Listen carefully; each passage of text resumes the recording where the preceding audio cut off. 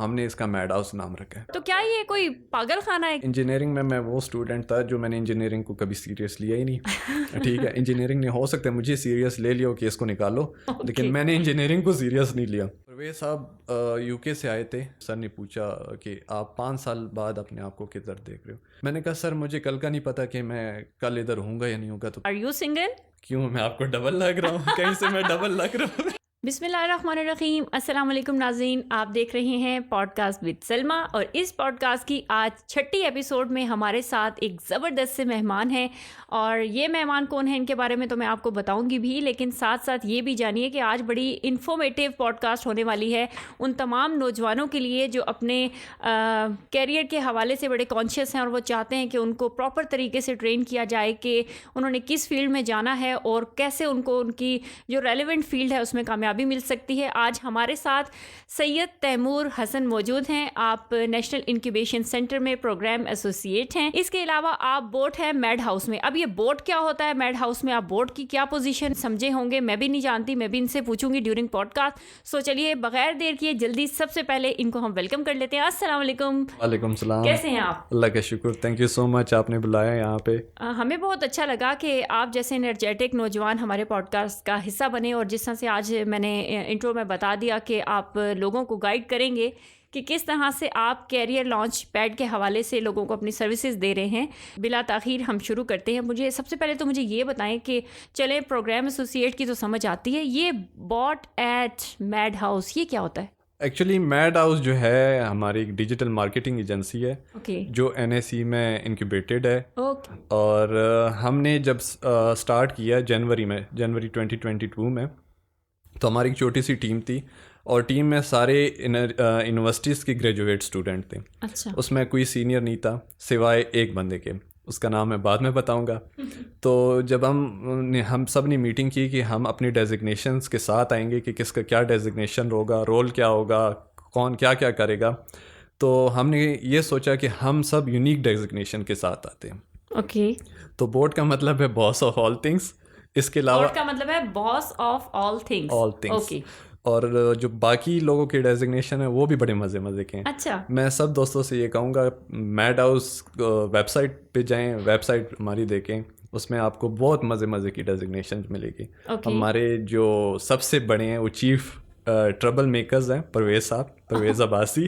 Okay. جو آپ کے اس میڈ ہاؤس کے سینئر موسٹ پرسنالٹی ہیں ان کو آپ نے چیف ٹربل میکر کا نام دیا. That's great. اوکے. اور سب کے بہت یونیک اور مزے کے نام ہیں. کیوب گرو, میڈ کوئین, زون حسن سلطان اس کا نام ہے. اچھا. اس کو ہم نے جو سی ای او ہے وہ میڈ کوئین ہے. جو سی ای او جو میڈ کوئین بنا دیا, جو کوئین کی چلتی بہت ہے, تو ہم نے کہا کہ تو کیا یہ کوئی پاگل خانہ ہے کیا کہ آپ نے ایسے نام رکھے ہوئے کریزی سے؟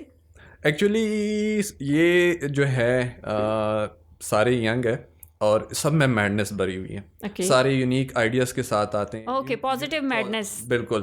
یونیک آئیڈیاز کے ساتھ آتے ہیں, یونیک کام کرتے ہیں, تو ہم نے اس کا میڈ ہاؤس نام رکھا ہے. اوہ زبردست. یعنی کہ اس میڈ ہاؤس کو جوائن کرنے کے لیے آپ کو پازیٹیولی جنونی ہونا ہوگا اور کریٹیو ہونا پڑے گا. اوہ زبردست. چلیں تیمور یہ بتائیے کہ آپ کی پیدائش پاکستان کے کس صوبے کی ہے؟ میری پیدائش تو میں ہوں ایکچولی فاٹا کا, جو ابھی ڈسٹرکٹ بنی ہے.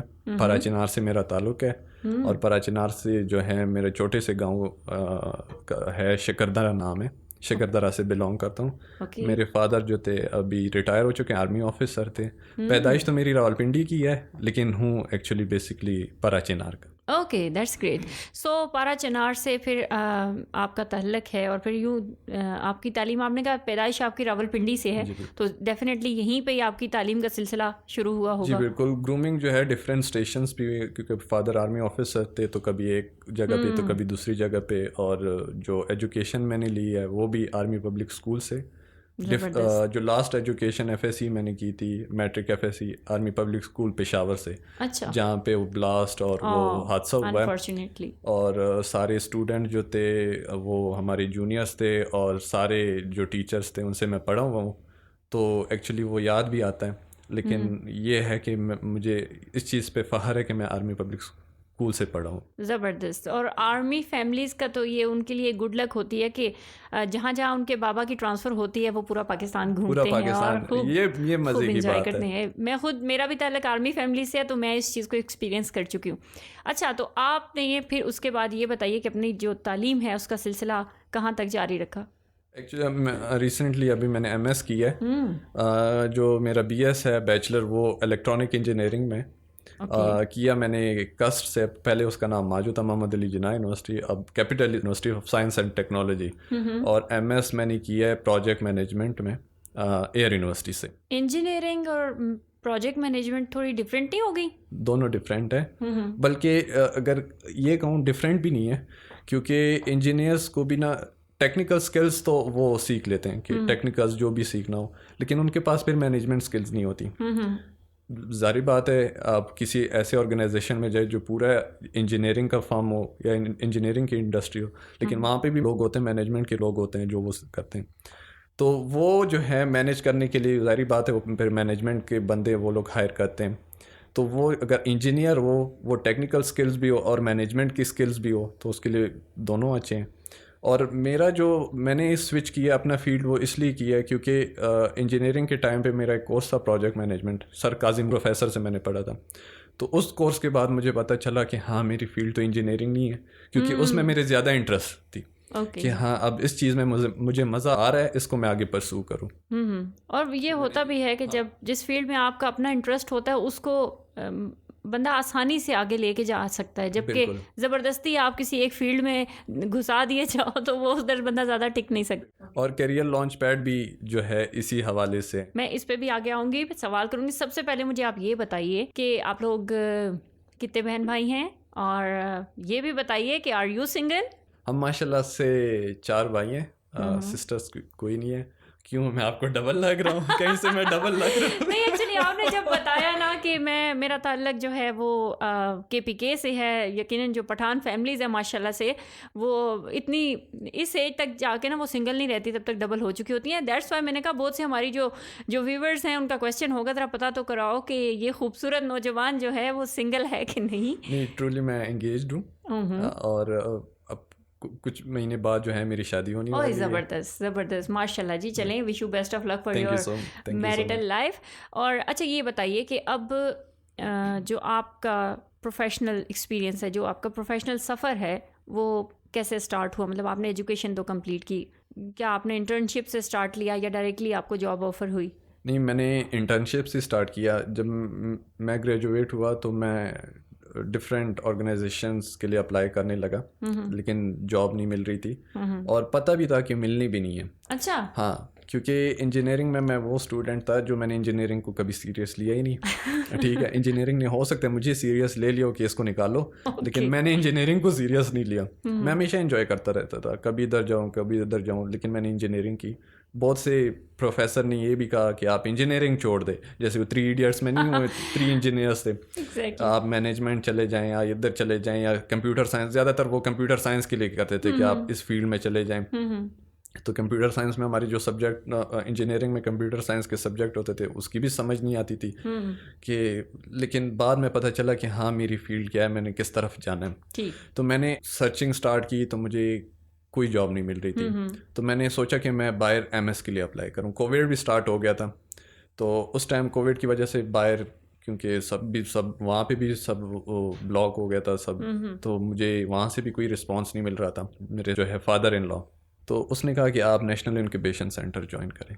تو مجھے تو انکیوبیشن سینٹر کا پتہ ہی نہیں تھا کہ یہ ہوتا کیا ہے, یہاں پہ کیا ہوتا ہے. پھر جب میں نے سرچ کیا انکیوبیشن ورڈ, تو پہلے مجھے سمجھ نہیں آ رہی تھی, تو مجھے پتہ چلا کہ جو پروسیس ہوتا ہے, میڈیکل ٹرم ہے, وہ میڈیکل کٹ, میں نے کہا یہاں پہ بھی وہی ہوتا ہوگا. لیکن احسن ضیاء ان کے آفس میں کام کرتے تھے SRSP میں, تو اس نے یہاں پہ HR سے بات کی اور میں ایز اے انٹرنی یہاں پہ آیا. میں نے کچھ ماہ لگائے, اس کے بعد MTO بنا, اس کے بعد پرویز صاحب نے مجھے جاب کی آفر کر دی, اور میں پھر, یہ شارٹ سی سٹوری تھی کہ پھر میں جاب, انہوں نے گیس کر لیا کہ یہ لڑکا انجینئرنگ کے لیے نہیں بلکہ یہ NIC کے لیے. ہاں, میں انجینئرنگ کا تو دور دور تک تھا, کیونکہ جب میں ایز اے انٹرنی بھی آیا تو میں HR میں گیا. مجھ سے ابراہیم نے پوچھا کہ آپ نے کون سا ڈپارٹمنٹ جوائن کرنا ہے. میں نے کہا مجھے کچھ پتہ نہیں ہے, تو میں نے HR جوائن کیا. پرویز صاحب UK سے آئے تھے اس ٹائم, کووڈ کے ٹائم, تو میں ملا پرویز صاحب سے. تو وہ جا رہے تھے, میں بھاگتا ہوا اس کے پیچھے گیا. میں کہا سر السلام علیکم, بات چیت ہوئی. سر مجھے کہتے ہیں ہم پہلے کبھی ملے؟ میں نے کہا نہیں سر. تو کہتے ہیں آپ نے میرے سے ایسی بات کی جب ایسے ریلیکس ہو کے کہ ہم کہیں ملے ہیں, صدیوں سے جانتے ہیں, ایک دوسرے کو جانتے ہیں. پھر ہم بیٹھے, بہت سے باتیں ہوئی. سر نے پوچھا کہ آپ 5 سال بعد اپنے آپ کو کدھر دیکھ رہے ہو؟ میں نے کہا سر مجھے کل کا نہیں پتا کہ میں کل ادھر ہوں گا یا نہیں ہوں گا, تو 5 سال تو بہت دور کی بات ہے. میں نے کہا سر آپ سے, میں نے کہا میں تو نہیں جانتا, لیکن اگر آپ یہ سوال باقی لوگوں سے بھی کرتے ہیں کہ 5 سال بعد آپ کہاں پہ اپنے آپ کو دیکھ رہے ہو, میں نے کہا وہ غلط بیانی کرتے ہوں گے, کیونکہ ایکچولی 5 سال بعد ٹھیک ہے اگر آپ یہ کہتے ہو کہ میں نے اپنے آپ کو فلاں کی جگہ پہ دیکھنا ہے, CEO یا پروجیکٹ ڈائریکٹر وغیرہ وغیرہ جو بھی آپ نے سوچا ہو, 5 سال میں بہت مشکل ہے. لوگ 30-35 سال لگا کے, ایکسپیرئنس لگا کے وہاں پہ پہنچتے ہیں. آپ 5 سال بعد, ہاں یہ ہے کہ آپ کہہ سکتے ہو کہ سر 5 سال بعد جو ہے میں اپنے آپ کو ادھر دیکھتا ہوں کہ میں اپنے آپ میں اتنی کیپیبلٹیز دیکھتا ہوں کہ ہاں میں یہاں سے کچھ لازمی سیکھ کے جاؤں گا. اس کے بعد سر پرویز نے مجھے پروجیکٹس دیے کہ آپ یہ کریں, تو اس کے ساتھ کرتا رہا اور مجھے جاب کی آفر آئی. تو انٹرنشپ سے جاب تک کے یہ میرا سفر تھا. یہ بتائیے کہ جو لوگ آپ کے اس کیریئر لانچ پیڈ کے پروگرام میں شامل ہونا چاہتے ہیں اور اپلائی کرنا چاہتے ہیں, تو آپ ان کے لیے کیا ایسی سروسز دے رہے ہیں, یا کیوں وہ آپ کے اس پروگرام کو جوائن کریں, انہیں کیا فائدہ ہونے والا ہے, وہ چیدہ پوائنٹس بتا دیں جو آپ کے اس ٹریننگ کورس میں موجود ہیں. فائدہ تو اسی کو ہوگا, ظاہری بات ہے, کیونکہ ایک تو یہ ہے کہ اس کو آگے کسی بھی آرگنائزیشن کے لیے وہ اپلائی کرے گا, ایزیلی جاب ملے گی. بالکل. اس کو نہیں پتا کہ HR انٹرویوز میں کیسے کویشچن کرے گا, کیا کیا پوچھے گا. اوکے. تو اس کے لیے وہ پریپیئرڈ رہے گا. ٹھیک ہے. سو آپ انٹرویو سے ریلیٹڈ تیاری کروائیں گے؟ ہاں, موک انٹرویوز ہوتے ہیں, 1-to-1 انٹرویوز ہوتے ہیں, ڈفرینٹ مینٹورس کو بلاتے ہیں. اور دوسرا فائدہ یہ ہے کہ NIC جو ہے وہ ڈفرینٹ آرگنائزیشنس کے HRs کو بلاتی ہیں, ڈفرینٹ آرگنائزیشنس جو ان کے مینٹورز ہیں, گرو ہیں, ان کو بلاتی ہیں. ان سب سے ان کی جو ہے نیٹ ورکنگ ہوتی ہے. ٹھیک. نیٹ ورکنگ جو ہے وہ مین فائدہ دیتی ہے. وہ ایک دوسرے کو یہاں پہ پہچان بھی لیتے ہیں. اگر آپ کل کو کسی آرگنائزیشنز میں اپلائی کر رہے ہو تو ہاں یہ تو وہی لڑکا ہے جو, مطلب تھوڑا سا وہ پتہ چل جاتا ہے. یہاں پہ نا وہ پھر آپ کو ایک سہولت مل جاتی ہے کہ ہاں یہ تو مجھے جانتا ہے. جب آپ انٹرویو میں بیٹھتے بھی ہو تو آپ ریلیکس ہو جاتے ہو کہ ہاں اب تو سب نارمل ہے, کچھ نہیں ہوگا.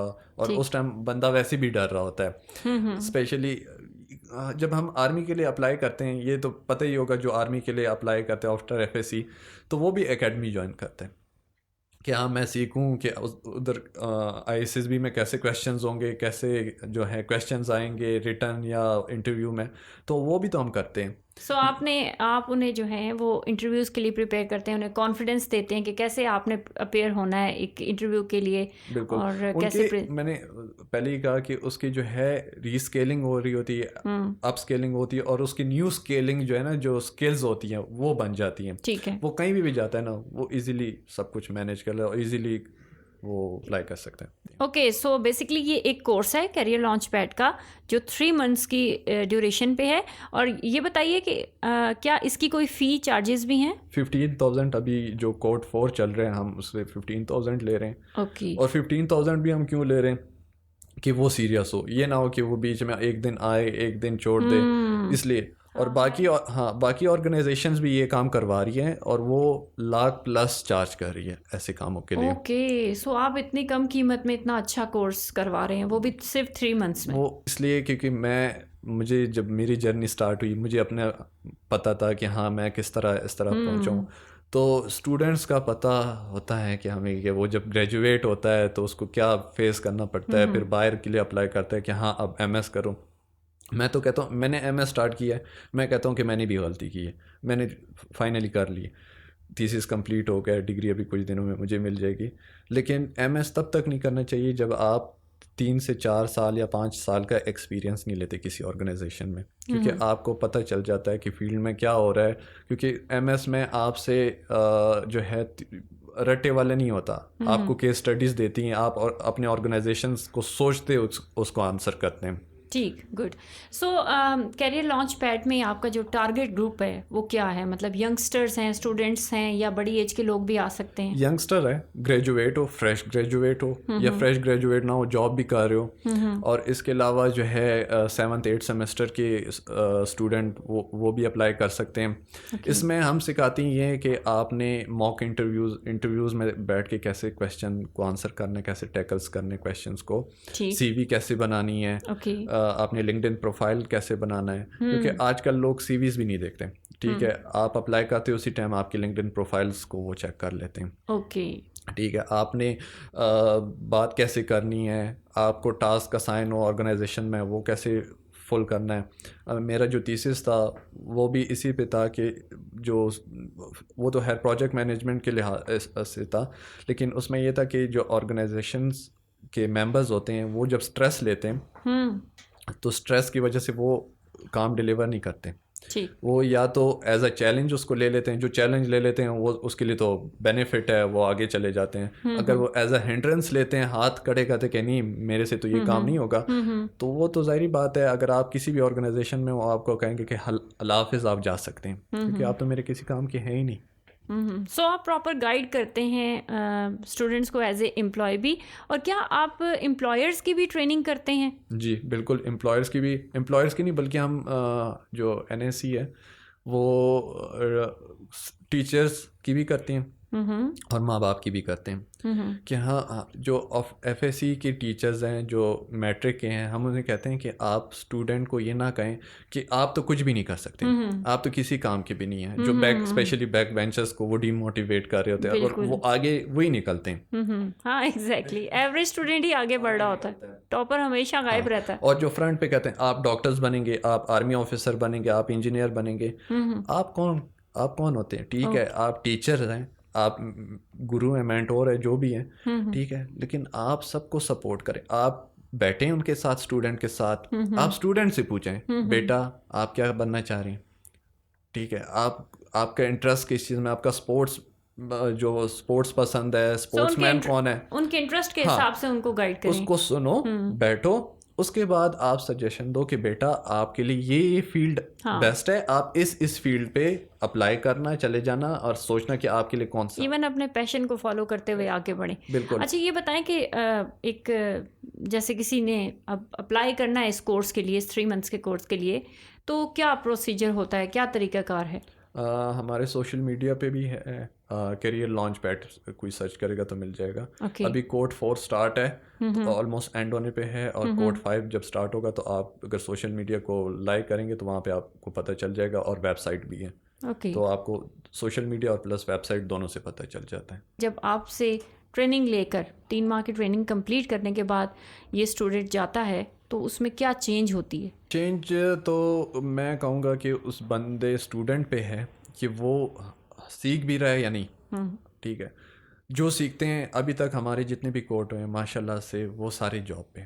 اچھا, سارے انہیں جابز مل گئی, ان کو جابز ملتی. یہ ہم 110% شیورٹی دیتے ہیں کہ آپ کو جاب ملے گی. واو, ٹھیک ہے, اور ہم یہ بھی کہتے ہیں اگر آپ کو جاب نہ ملی آفٹر اس پروگرام کے بعد 3 months تک ہم دیکھتے ہیں, اگر نہ ملی تو ہم آپ نے اگر 15,000 دیے تو ہم آپ کو 110% منی بیک دیں گے, کیش بیک دیں گے, ہاں کہ آپ واپس لے لیں. لیکن ہم یہ گارنٹی دیتے ہیں کہ آپ کو جاب ملے گی.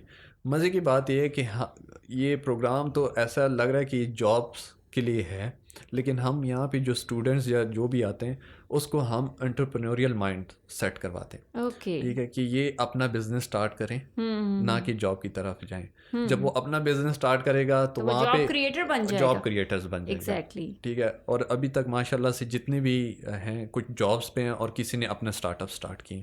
جو ہمارا فوکس یہاں پہ NSE میں یہ ہوتا ہے کہ ہم انٹرپرینوریل مائنڈ سیٹ کی طرف جائیں اور اپنے اسٹارٹ اپ اسٹارٹ کریں. زبردست. سو آن رف آپ کیا کہیں گے, آپ لوگوں کا سکسیس ریٹ کیا ہے اس حوالے سے؟ 100% سکسیس ریٹ ہے. زبردست. کیونکہ میں نے ابھی کہا کہ ہماری جتنی بھی کورٹ ہوئے ہیں, ابھی 4تھا کورٹ اسٹارٹ ہے, ابھی جو اسٹارٹ ہے اس میں بھی میجورٹی کو جابز مل چکی ہیں. وہ جابز بھی کر رہے ہیں اور ساتھ میں یہاں پہ کورس کو بھی परसू कर रहे हैं, फॉलो कर रहे हैं। कैरियर लॉन्च पैड के प्रोग्राम को ज्वाइन करने के बाद 100% श्योरिटी है कि आपको जॉब मिल जाएगी या आप अपना बिजनेस चलाने के काबिल हो जाएंगे और आप जॉब क्रिएटर बन जाएंगे। बिल्कुल, क्या ज़बरदस्त है। क्योंकि हम उनको, एक तो ये है कि यहाँ पे NAC में, अगर आप NAC के नेशनल इंक्यूबेशन सेंटर की वेबसाइट पे भी जाएं तो इनके अपने मेंटोर्स हैं, गुरुज हैं, जो अगर आप बायर मिलना चाहें तो बहुत मुश्किलों से उनसे मिल सकते हैं, लेकिन वो आपको यहाँ पे फ्री ऑफ कॉस्ट मिलेंगे, आपको टाइम देंगे, आपके साथ बैठेंगे, बातें करेंगे,